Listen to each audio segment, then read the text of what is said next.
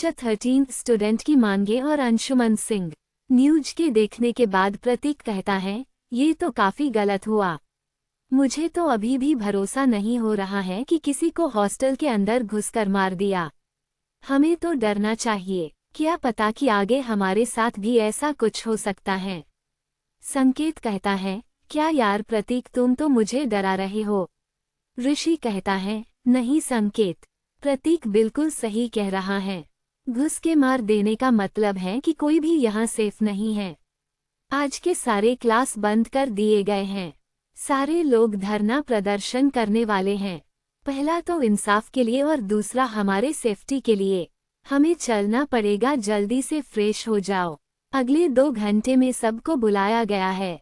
उन्हें दिखा देंगे कि स्टूडेंट का पावर क्या होता है। प्रतीक मन ही मन कहता है, मैं उसके लिए इंसाफ मांगने जाऊं जिसे मैंने खुद जान से मारा है। ये लोग उसकी मौत के बाद धरना प्रदर्शन करके इंसाफ मांगना चाहते हैं, लेकिन जब मेरा दोस्त सात्विक मरा था तब ये लोग कहाँ थे। इंसाफ नहीं मांगने आए, सबको मार डालूंगा। प्रतीक को सोच में डूबा हुआ देखकर ऋषि कहता है, किस सोच में डूब गए हो।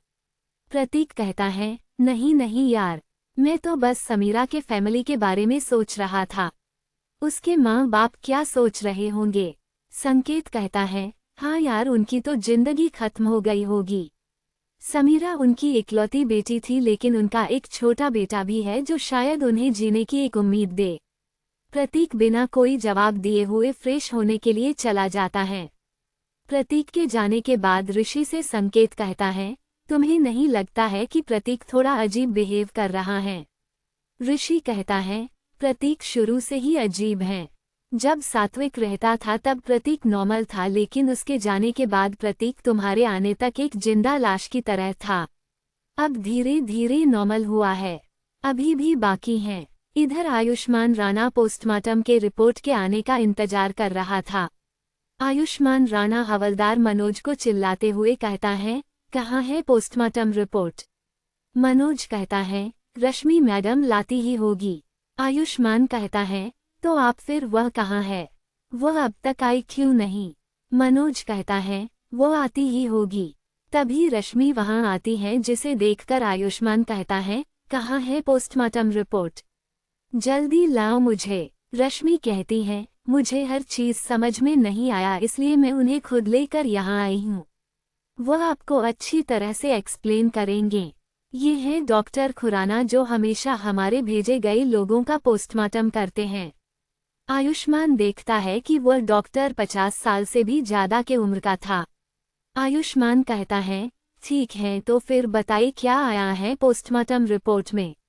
डॉक्टर खुराना कहते हैं, आज तक मैंने ऐसा कोई भी केस नहीं देखा। आयुष्मान राणा कहता है, देखिए डॉक्टर साहब, पिछले 1 घंटे से मैं पागलों की तरह इस पोस्टमार्टम का इंतजार कर रहा हूँ। अब आप ऐसे चीजें कहकर मेरा दिमाग खराब मत कीजिए और हर एक चीज को साफ साफ बताइए। डॉक्टर खुराना कहते हैं, समीरा नाम की लड़की की मौत हुई है उसके गर्दन के ज्यादा कस जाने की वजह से। उसकी गर्दन नहीं टूटी है। इस लड़की को किसी शातिर खूनी ने मारा है। उसने कुर्सी को ऐसे सेट किया था कि दरवाजा खोलते ही ये लड़की मारी जाती, लेकिन ये पहले ही मर चुकी थी। आयुष्मान कहता है, डॉक्टर साहब कुछ नया बताइए, ये सब आपके असिस्टेंट से पहले ही हमें बता रखा है। डॉक्टर खुराना हंसते हुए कहते हैं, आजकल के बच्चे काफी ज्यादा जल्दी सब कुछ जानना चाहते हैं। सब्र नाम की कोई चीज ही नहीं है। आयुष्मान कहता है, ज्ञान मत दीजिए डॉक्टर, बात बताइए। डॉक्टर खुराना कहते हैं, इस लड़की की मौत रात के 2 बजे हुई है। उसके अलावा वहां जो अजीब सी गंध फैली हुई थी वह इस वजह से थी कि क्योंकि वहां कमरे को सफाई हुई थी किसी केमिकल की वजह से, जिसका सैंपल हमें मिला ही नहीं क्योंकि वह इवेपोरेट हो गया था। हमें केमिकल के हल्के हल्के ट्रेस मिले हैं जो नीचे पाइप के पास था। जज जारी है।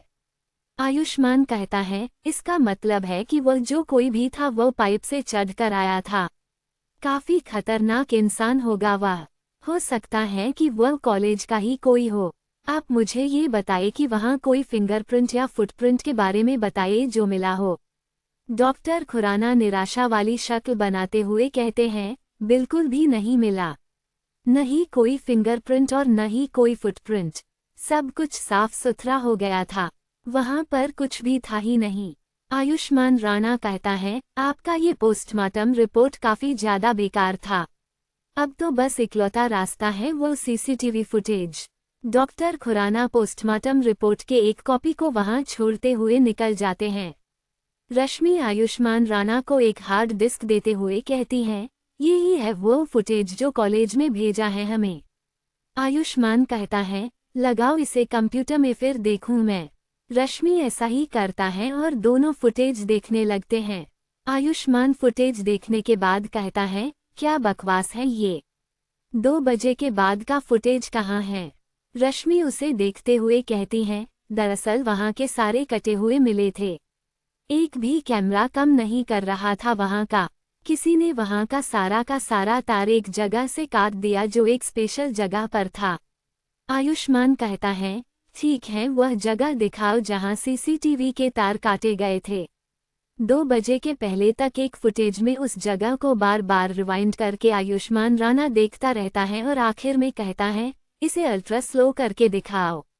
जब वे लोग अल्ट्रा स्लो करके देखते हैं तब उन्हें पता चलता है कि जिस जगह से तार काटे गए थे वहां उससे पहले कोई गोलाकार चीज तेजी से घूमते हुए तारों के पास जैसे ही पहुंचती है तभी फुटेज खत्म हो जाता है। आयुष्मान कहता है, क्या बकवास है ये। जल्दी से सबूत वाला थैला देखो और बताओ कि हमें ऐसा कुछ मिला भी है क्या। हवलदार जल्दी से जाते हैं और जल्दी से एक थैला लाते हैं जिसके अंदर एक स्टार जैसा नुकीला हथियार था। उसे देखकर आयुष्मान कहता है, यह आखिर किस तरह का हथियार है। रश्मि कहती है, जैसा कि मैंने पढ़ा है सर, इसका इस्तेमाल शायद निंजा करते हैं और इस हथियार को निंजा स्टार कहते हैं। आयुष्मान कहता है, रश्मि अपने फैंटेसी की दुनिया से बाहर निकलो और पता लगाओ कि इसका इस्तेमाल कौन करता है। रश्मि वहां से यस सर कहकर निकलने लगती है तन आयुष्मान कहता है, मनोज गाड़ी निकालो और रश्मि उस लड़की के बारे में सारे जानकारी को निकालो। जैसे कि उसके कितने बॉयफ्रेंड थे और वो कहाँ कहाँ जाती थी और कैसे जाती थी, वो सब मुझे बताओ। रश्मि कहती है, यस सर, आपको सब कुछ आज शाम तक पता चल जाएगा। मनोज कहता है, गाड़ी तैयार है सर, आपको जाना कहाँ है। आयुष्मान कहता है, मेरा ड्यूटी खत्म हो गया है, अब मैं आज रात को फिर से आऊँगा। तब तक अंशुमन को ये सब बताओ, उसे भी कहो कि इस केस को देखे। मीडिया का काफी प्रेशर है। आयुष्मान वहां से चला जाता है। उसके जाने के बाद एक हवलदार दूसरे से कहता है, अरे आयुष्मान सर इस केस को इतना ज्यादा सीरियसली क्यों ले रहे हैं। खून तो ऐसे ही होते रहते हैं लेकिन आयुष्मान सर उसमें तो इंटरेस्ट नहीं लेते हैं, भागने के फिराक में रहते हैं।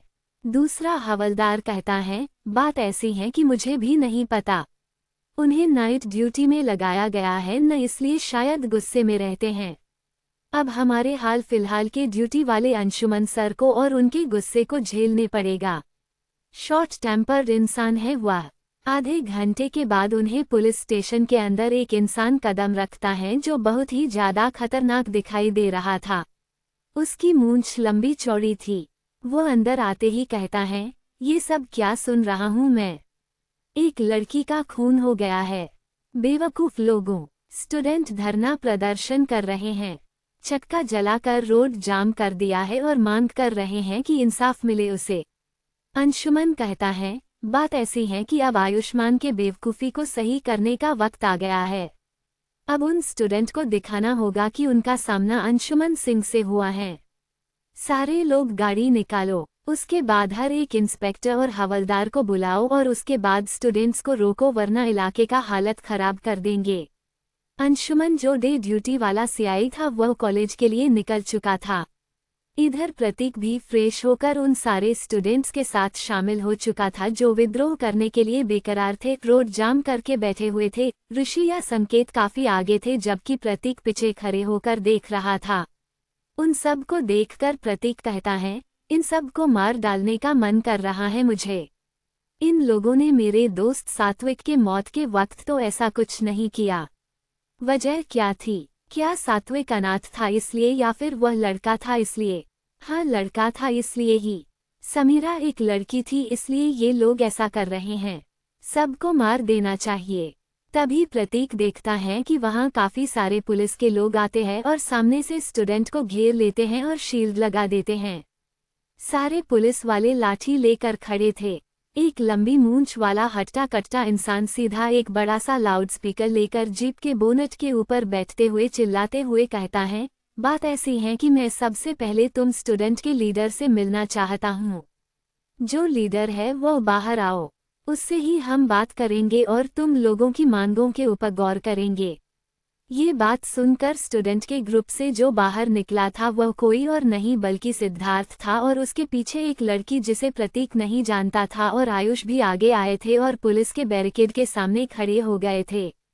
उन्हें देखकर अंशुमन सिंह कहता है, ये क्या है? एक साथ 4 लीडर, सही बात नहीं है। सिद्धार्थ कहता है, हम 1000 हैं तो लीडर 4 नहीं हो सकते हैं क्या? अंशुमन सिंह कहता है, हो क्यों नहीं सकते हैं, लेकिन मैं सुनूंगा सिर्फ और सिर्फ एक की ही। तो अब मुझे ये बताओ कि अब तुम चारों में से लीडर कौन है?